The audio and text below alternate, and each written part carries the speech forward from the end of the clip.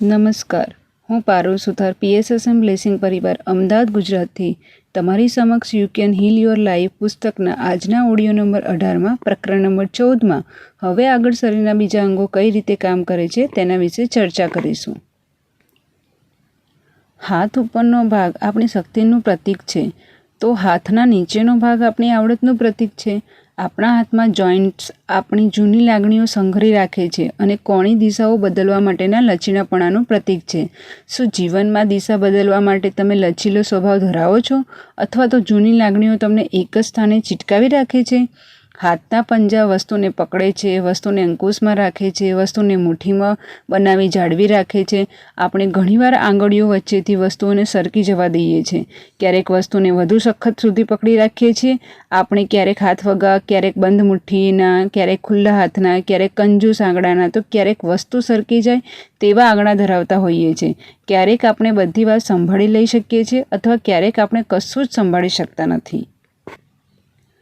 હાથ આપણી કંજૂસાઈ, ઉદારતા, મદદરૂપ થવું, મોજીલાથી ખર્ચાળ થવું વગેરે વાતોને અભિવ્યક્ત કરે છે. હાથ પ્રેમાળ હોઈ શકે છે કે પછી કડક પણ હોઈ શકે. હાથ આપણી વધારે પડતી વિચારવાની વૃત્તિ પણ છતી કરે છે કે કોઈની ટીકાઓ સાંભળી મુઠ્ઠી બંધ કરી આપણો ગુસ્સો વ્યક્ત કરે છે. હાથ આપણા વિવિધ ડરને વ્યક્ત કરે છે, જેવા કે કશુંક ગુમાવવાનો ડર, પૂરતું ન હોવાનો ડર, જો બરાબર પકડી નહીં રાખો તો વસ્તુ સરકી જશે તેવો ડર. તમારા હાથના પંજામાં તમારા મનના ભાવોને આબાદ કરીને વ્યક્ત કરતા હોય છે. પંજા સખત રીતે બંધ રાખનાર કશું નવું શીખી શકતો નથી. પંજાને હલાવ્યા કરતો માણસ ક્યાં તો ખુલ્લા મનનો હોય છે અથવા તો ઢીલા મનનો હોય છે. પરંતુ યાદ રાખજો, જે તમારું મન છે તે તમારી પાસેથી કોઈ નહીં લઈ જાય.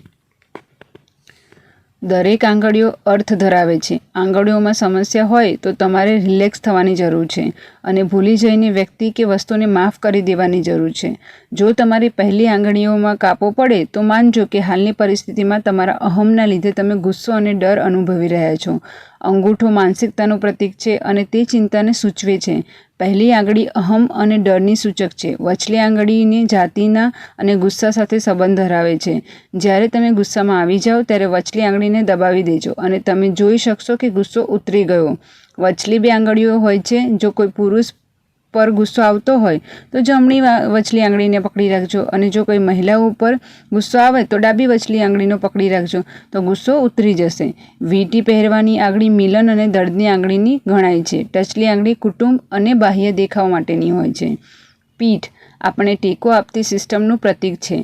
પીઠ અંગેની કોઈ સમસ્યા ઊભી થાય તો સામાન્ય રીતે એવું માનવામાં આવે છે કે આપણને એવી લાગણી થાય છે કે કોઈ આપણને ટેકો નથી આપતું.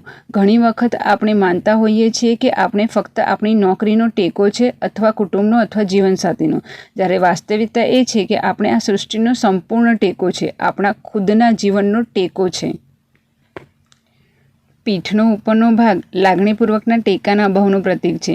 આપણે એવી લાગણી થાય છે કે આપણા પતિ કે પત્ની કે પ્રેમી કે મિત્ર કે બોસ આપણને સમજી શકતા નથી અથવા ટેકો આપતા નથી. પીઠનો મધ્ય ભાગ અપરાધનો ભાવ પ્રતીક કરે છે. અપરાધ ભાવમાં આપણી પાછળ છુપાયેલો હોય છે. શું પાછળ છુપાયેલું છે તે જોવાનો તમને ડર લાગે છે કે પછી પાછળ શું છે તે તમે સંતાડી રાખો છો? શું તમને એવી લાગણી થાય છે કે તમે પીઠ પાછળ ઘા મારવામાં આવે છે? શું તમે સાવ ખલાસ થઈ ગયા છો તેવી લાગણી થાય છે? શું તમારી આર્થિક પરિસ્થિતિ ડામાડોળ થઈ ગઈ છે કે પછી તમે તે અંગે વધારે પડતી ચિંતા કરો છો? તો જાણજો કે તમારી પીઠના નીચેનો ભાગ અને હેરાન કરી રહ્યો છે. નાણાંની તંગી અથવા નાણાંની ચિંતા આ પ્રમાણે કરશે. કેટલાક નાણાં આ ચિંતામાં સંડોવાયેલા છે. તે નગણ્ય બાબત છે. એટલે કહેવાનું તાત્પર્ય એ છે કે આપણામાંથી ઘણા બધા લોકો એવું માને છે કે નાણાં એ આપણા જીવનની અત્યંત અગત્યની વસ્તુ છે અને તેના વગર આપણે જીવી શકીશું નહીં. આ સાચી વાત નથી. નાણાંથી પણ વધી જાય તેવી કિંમતી વસ્તુ પણ આ જગતમાં છે, જેના વગર આપણે જીવી શકીએ નહીં. એ કઈ વસ્તુ છે? જવાબ છે આપણો શ્વાસ. આપણા સૌના જીવનનો અત્યંત મૂલ્યવાન વસ્તુ એ આપણો શ્વાસ છે. છતાં એક શ્વાસ લીધા પછી આપણે એવું માની જ લઈએ છીએ કે પાછળ બીજો શ્વાસ આવશે. જો આપણે બીજો શ્વાસ ન લઈએ તો 3 જ મિનિટમાં આપણું મૃત્યુ થાય. જે શક્તિ આપણને પેદા કરે છે તેણે આપણને આપણા જીવનને ત્યાં સુધી ચાલે તેટલા શ્વાસ આપ્યા છે, તો પછી શું આપણે એ શક્તિ ઉપર એટલો વિશ્વાસ ન રાખવો જોઈએ કે આપણે જે કંઈ વસ્તુની જરૂર પડશે તે શક્તિ પૂરી પાડશે?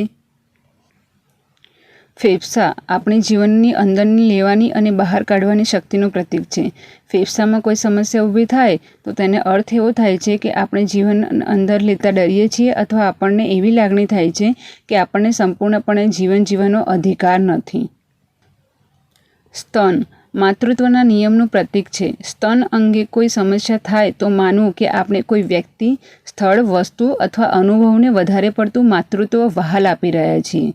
માતૃત્વની પ્રક્રિયાનો એક હિસ્સો એ વાત છે કે બાળકને વિકસાવવાની છૂટ આપવી જોઈએ. આપણે એ જાણવું જરૂરી છે કે ક્યારે આપણા હાથ આપણે પાછા ખેંચી લેવા જોઈએ, ક્યારે લગામ તેઓને આપી દેવી જોઈએ અને તેઓને તેઓની રીતે જીવવા દેવા જોઈએ. કોઈપણ વ્યક્તિ વધારે પડતું રક્ષણ આપવાથી તે વ્યક્તિ તેના અનુભવોને સંભાળી શકે તે રીતે તૈયાર થઈ શકતો નથી. તે આખી પરિસ્થિતિને એકબીજાથી કાપી નાખે છે. જો સ્તનનું કેન્સર માલુમ પડે તો જાણજો કે ઊંડો ક્રોધ આ કામમાં સંડોવાયેલો છે. ડરને દૂર કરો અને જાણો કે આ સૃષ્ટિ પ્રજ્ઞા આપણા સૌમાં વસેલી છે. હૃદયનું પ્રેમનું પ્રતીક છે તો રક્ત આનંદનું પ્રતીક છે. આપણું હૃદય પ્રેમપૂર્વક આનંદને આપણા આખા શરીરમાં વહેવડાવે છે. જ્યારે આપણે આનંદ અને પ્રેમને નકારીએ છીએ ત્યારે હૃદય ધ્રુજી ઉઠે છે અને ઠંડુ પડી જાય છે અને તેને પરિણામે લોહી આળસુ બની જાય છે. આપણે એનિમિયા, એન્જીના અને હાર્ટ એટેકના શિકાર બની જઈએ છીએ. હૃદય ક્યારે આપણા ઉપર હુમલો કરતું નથી. આપણે જ ઊભી કરેલી ઝંઝાળમાં આપણે એવા ગૂંચવાઈ જઈએ છીએ કે ઘણીવાર આપણે આપણી આજુબાજુના નાના આનંદોને જોઈ શકતા નથી. આપણે વર્ષોના વર્ષો સુધી હૃદયમાં સંઘળા આનંદોને નીચોવી લઈએ છીએ અને પછી દર્દ સહન ન થતાં પછડાઈ પડીએ છીએ. જેઓને હૃદયરોગનો હુમલો થયો હોય છે તેઓને ધ્યાનથી જોજો. તેઓ ક્યારેય આનંદથી નહીં હોય. જો તેઓ જીવનના આનંદોને માણવા માટે સમય નહીં કાઢે તો બીજો હૃદયરોગનો હુમલો આવી પહોંચ્યો સમજજો. સોના જેવું હૃદય, ઠંડા હૃદયવાળો, ખુલ્લા હૃદયનો સાવ, કાળા હૃદયનો, પ્રેમાળ હૃદયનો, ઉષ્માભર્યા હૃદયનો, તમારું હૃદય આ બાબતમાંથી કોના જેવું છે? આપણી હોજરી આપણા બધા જ નવા વિચારો અને અનુભવોને પચાવી જાય છે. તમે કોને અથવા શું પચાવી શકતા નથી? તમને આંતરડામાં કોઈ તકલીફ થાય છે? જ્યારે પેટની સમસ્યા ઊભી થાય તો માનવું કે આપણે નવો અનુભવ પચાવી દેતા આવડતું નથી. આપણે તે વાતનો ડર લાગે છે. શરૂઆતમાં જ્યારે વિમાનયાત્રા શરૂ થઈ ત્યારે ધાતુના એક નળાકારના બેસી આકાશમાં ઉડી એક સ્થળેથી બીજે સ્થળે જવાનું બધાને સમજાયું નહોતું અને એ વિચારને તેઓ ગળા નીચે ઉતારી પચાવી શક્યા નહોતા. વિમાનમાં બચાવ અંગેની બધી જ વ્યવસ્થા હતી છતાંય આપણને તેનો ડર લાગતો હતો. હવે આજે વર્ષો પછી વિમાનો છે, તેમાં બચાવ અંગેની બધી જ વ્યવસ્થા પહેલાં જેવી જ છે, છતાંય હવે આપણને ડર લાગતો નથી કારણ કે એ વ્યવસ્થાને આપણે પચાવી ગયા છીએ. અલ્સર એ ડરનું પરિણામ છે. પોતે જોઈએ તેટલા સારા નથી તેવો ડર આપણને લાગે છે કે આપણે આપણા માતા પિતા માટે જોઈએ તેટલા સારા નથી યા તો આપણા બોસ માટે જોઈએ તેટલા સારા નથી. આપણે કોણ છીએ એ વાત આપણને પચાવી શકતા નથી. આપણે બીજાઓને ખુશ કરવા આપણી જાતને તોડી નાખીએ છીએ.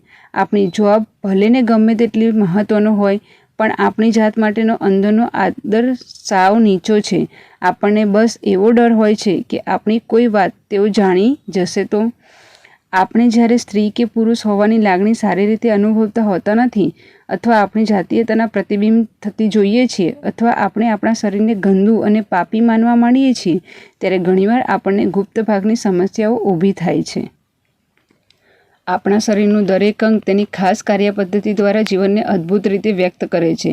આપણે આપણા લીવરને કે આપણી આંખોને ગંદી અથવા પાપી માનતા નથી તો પછી આપણા ગુપ્ત અંગોને શા માટે તેવા માનવા જોઈએ? ગુદા આપણા કાન જેટલું જ સુંદર છે. જો ગુદા ન હોય તો આપણું શરીર જે નકામી વસ્તુ બહાર ફેંકી દેવા માંગતી હોય છે તે આપણે બહાર ફેંકી ન શકતા હોત અને આપણે ખૂબ જ જલ્દી મૃત્યુ પામતા હોત. આપણા શરીરનું દરેક અંગ અને આપણા શરીરનું દરેક કાર્ય સંપૂર્ણ સહજ અને કુદરતી સુંદર છે. એક વાત મહિલાઓએ ધ્યાનમાં રાખવી જોઈએ કે તેઓના શરીરમાં થતા જાતીય ફેરફારો જેવા કે ટાઈમમાં બેસવું, ટાઈમમાં બેસવાનું બંધ થવું એ સર્વસામાન્ય અને કુદરતી પ્રક્રિયા છે. આપણે સૌએ તેને તે જ રીતે સ્વીકારવી જોઈએ. આપણા સૌના શરીરો અતિ સુંદર, શોભા ધરાવતા અને મજાના શરીરો છે. મોટું આંતરડું આપણી જતું કરવાની શક્તિનું પ્રતિબિંબ છે.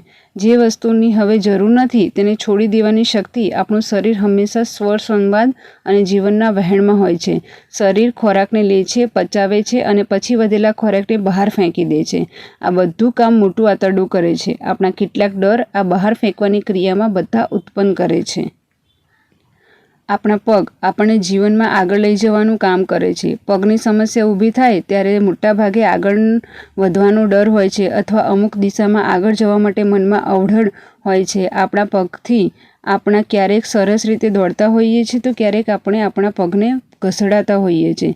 ક્યારેક આપણા પગ બિલાડી જેવા થઈ જાય છે તો ક્યારેક ઢીંચણ તૂટી ગયા હોય તેમ ચાલીએ છીએ. ક્યારેક આપણા પગ કબૂતર જેવા ઢીલા હોય તો ક્યારેક આપણી સાથળ જાડી પાડી ચરબીની લથપથ હોય છે, જેમાં બાળપણથી રીસ સમાયેલી હોય છે. કોઈ કામ કરવાની અનિચ્છામાંથી પગની નાની મોટી સમસ્યા ઊભી થાય છે.